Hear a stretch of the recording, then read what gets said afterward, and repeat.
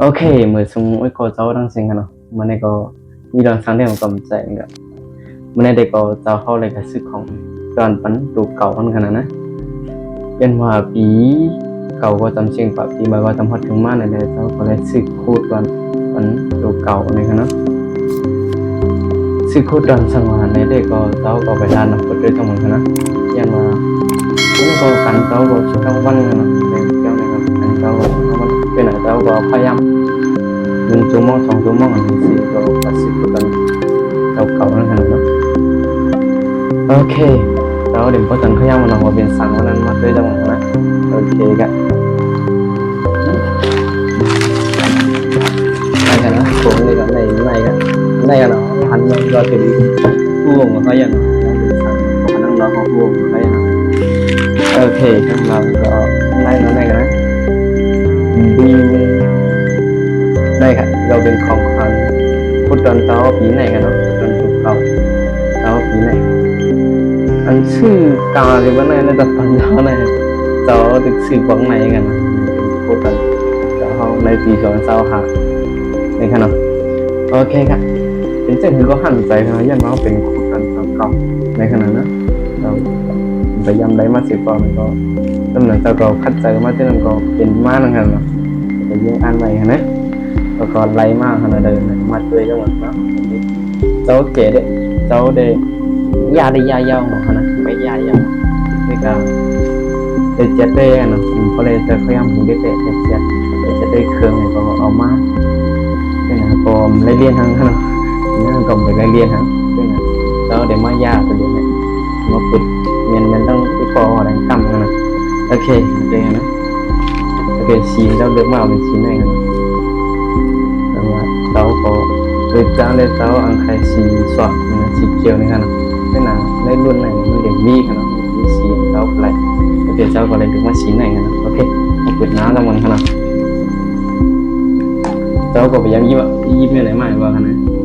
แล้วก็เป็นปอกตั้งสุดแล้ว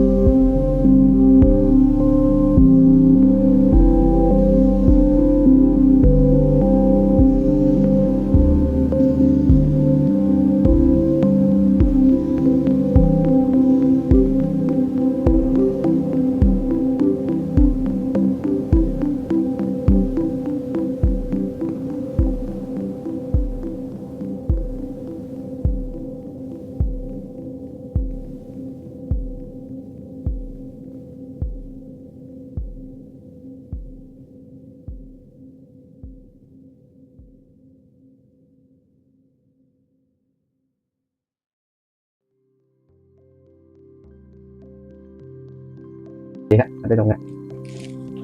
โอเคน้องสุดกันเนาะอันนี้เปลี่ยนนะยันว่า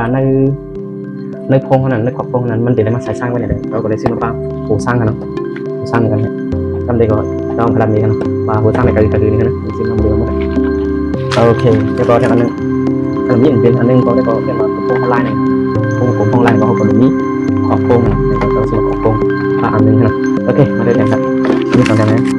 โอเคมาด้วยทางอันครับอันนี้เป็นอันก็ได้ก็โอเคมาด้วยทางอันครับอันนี้เป็นทางอันได้ก็อันไหนครับหมันนั่นนะเรียกว่ากูหมันมันเจียบนะเขาบอกได้เสร็จไว้แต่คือหมันไม่เดียวถึงจังนั้นมันโทษดีเลยโอเคอันนี้เป็นทางอันนึงได้ก็ไหนครับหมัน มาหนึ่งเจนนะซึ่งเขาปลูกมันข้างในมันเปียกในก็เขาก็เลยซื้อมันแล้วเราเอามาใส่มาเทไปนะโอเคในก็เรากำลังสำเร็จในการมันของการยิงนะโอเคกันตัวอย่างกันเนาะเดี๋ยวมาแทงมันโอเคไม่ได้ก็เป็นกำเนิดสุดกันกำเนิดสุดกันไม่ได้ก็เป็นอันป้ามันวางมันกันกองหลังกันไม่เป็นป้ามันกองหลังมันก็ตั้งแต่ก่อนเราซื้อมาตรงไหนก็ไม่นานกันเอ๊ะไม่บอกเราเลยมากเลยว่าผมเป็นวัดการทำมันตัวอยู่การถือ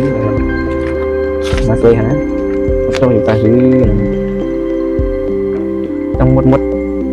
ก็อยู่50,000นะไม่ต้องใจมันโอเคเราเดี๋ยวไปรัดแล้วนะว่าตัวการถือมันเราเดี๋ยวมารัดก็มันอันไหนเดี๋ยวอันเราสิที่ต้องในว่ามันมดการถือโอเคเราเดี๋ยวมาแสดง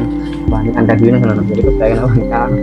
เราบอกคันบอกนั้นช่วยหน่อยเราใจกันเราต้องใจเราเขาทำแบบเป็นมาเต้ากับทางแจ้งก่อนมันก็เดี๋ยวเตรียมดีเพราะฉะนั้นต้องใจได้เด็กนะอันซีไม่ได้ออกมาในเดินสั่งนั่นใช่ไหมโอเคมาเดินต้องสุดกันนะก็เป็นโป้งเองนะโป้งในเดี๋ยวอยู่43,000ก็ไหวครับ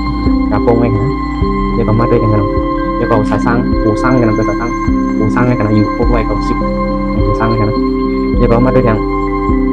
มันเป็นป้ามันกองหลังกันนะในการคันมันอยู่ดีพวกไหวกับ10มันนะอันไหนกันนะป้ามันกองไหนกันนะพวกไหวกับ10นะโอเคทำมาด้วยกันมันเลยซึ่งทำไมมันโป้งไงกันนะไปกองทางอะไรกันนะแล้วผมทางว่าในกามันไหนกันนะในกองเป็น1เพลง5 ปาก90กันเนาะได้กันนะ